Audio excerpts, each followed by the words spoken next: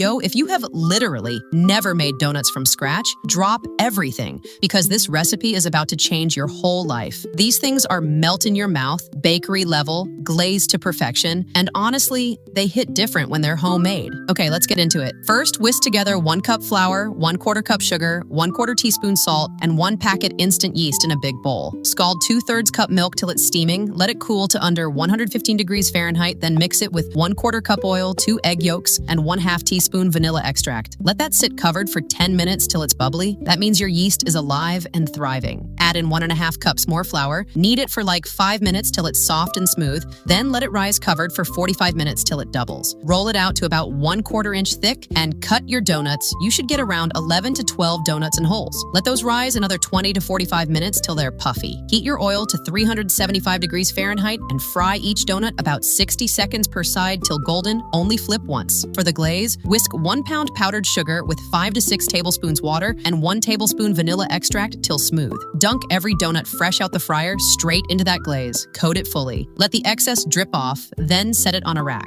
Fry your donut holes the same way and toss them in the glaze too. Once that glaze sets, you are ready to absolutely devour these. No cap, this recipe is a certified game changer.